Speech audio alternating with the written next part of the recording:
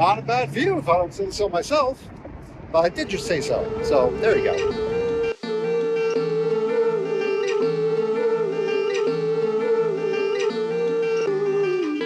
After the 5K, I decided to chill out, as I mentioned. Then I went over to Shadow Bakery, Flower and Stone Bakery as well for a Vegemite stroll in Lamington, respectively. Went to the Art Gallery of New South Wales. Now I'm going back home. Well, relatively speaking, home. It's going to be a pasta dinner tonight. Otherwise, a very light day. Trying to keep off my feet as much as I can. Tomorrow's the big day. So that was Rosa Pasta Bar, in which I had a delicious rotini with lamb and an arancini. Honestly, both were exquisite. Now I'm back to the hotel, where I'm going to get some shut-eye, and I'm going to be up bright and early at 3 a.m. so I can get out the door with all the travel I got to do to be in the starting corral around 5 a.m. because we're going to be queued up around 5:45 a.m. for maybe a 6:30 a.m. start time. Oof, it's going to be a tight, early schedule tomorrow morning, but you know what? We'll just get some sleep. See you tomorrow.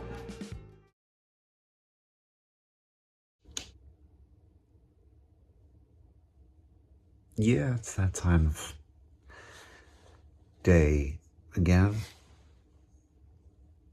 I've been snoozing for about an hour. It's race day.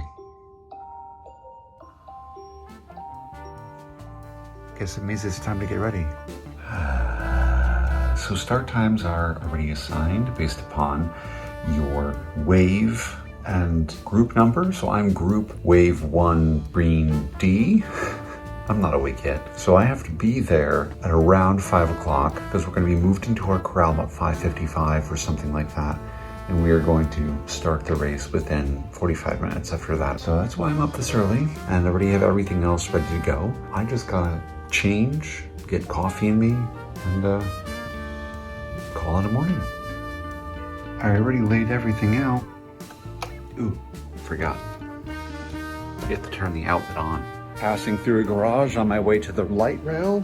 Took me 3 minutes to get here from the hotel. It's gonna be a 25 or 30-minute trip to the train station. And finally, a 10-minute walk to the green gathering area. So I checked everything. I have all that I need. Even got my last-minute breakfast. Let's go.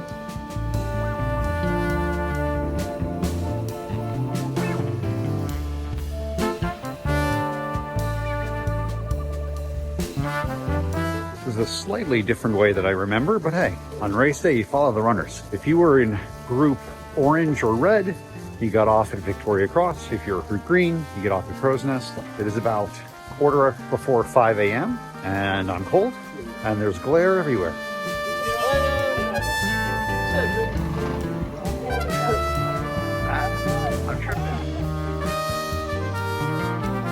So we're through, we're in the green assembly area. In the line trying to get in, there was a gentleman ahead of me who was in group 2, or should I say wave 2. He was told to wait a half hour before re-entering, so don't be early. So I got about an hour to thaw, eat my bagel, and get things going.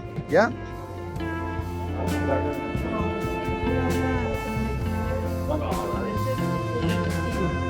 Get that biochemical response in your body. You're about to run a marathon. She's a 1x.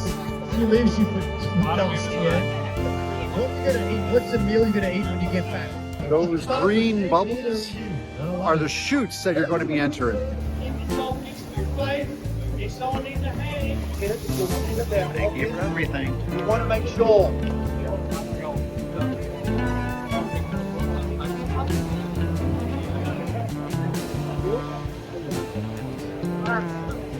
We are bunched up in the corral, and one way I'm staying warm, find an old pair of tube socks you're not going to wear anymore, cut the toes off, and you got disposable arm sleeves. Whatever works. It's a bunch of walk into the start line, but we're ready to go.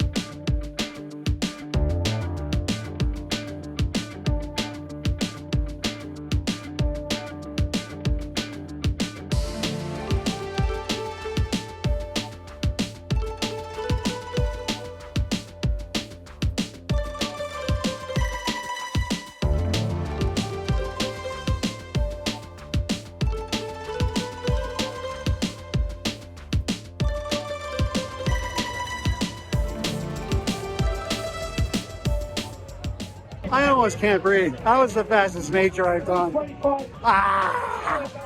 almost 35,000 superstars today. Yay!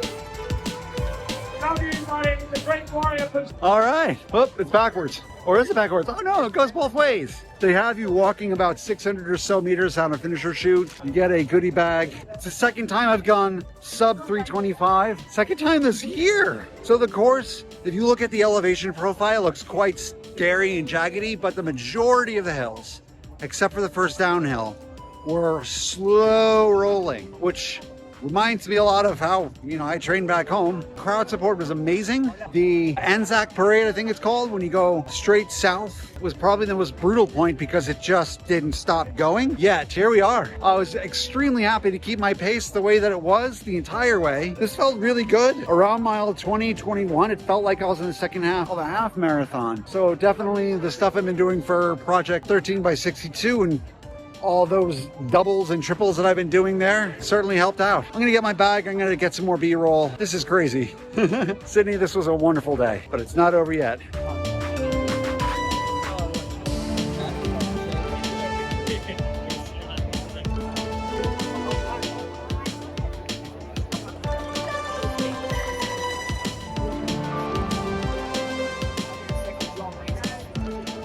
So if you decided to do a bag drop off during the expo, you can pick it up at an assigned space after the marathon finishes. You know when you do your laundry and you find that you had a $20 bill in your pocket afterwards that you completely forgot about and it feels like free money? I forgot that I packed myself a goodie bag of a granola bar and cherry ripe.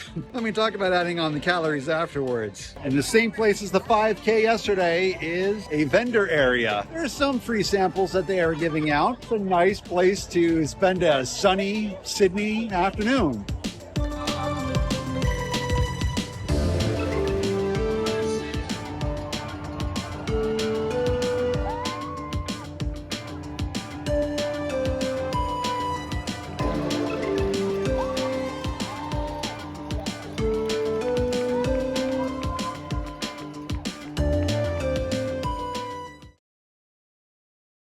Well, okay then. So after the marathon, showering up, getting myself ready, and doing some laundry in the sink, because that's what you do, I went over to the Townie in Newtown with the Harbour City Bears, which is a social organization that's been going on here for 30 years, believe it or not.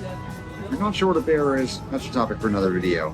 Anyway, right now, made my way back to Darling Harbour toward my hotel. Stopped by at Sailor Boy to get a tofu pad thai. It's been a nice day and I'm still in shock for how well the race has gone. I mean, honestly, pace was consistent throughout. It turns out that every 5K that I did in that race was 7 minutes 47 seconds per mile or 7 minutes 48 seconds per mile. Every 5K. I don't know how that happened. This is probably one of the best that I felt after a marathon. All right, I'm gonna get some food. I'm gonna eat it and enjoy it, have the rest of the evening, and then catch you tomorrow, where I'm still trying to plan where I'm gonna go.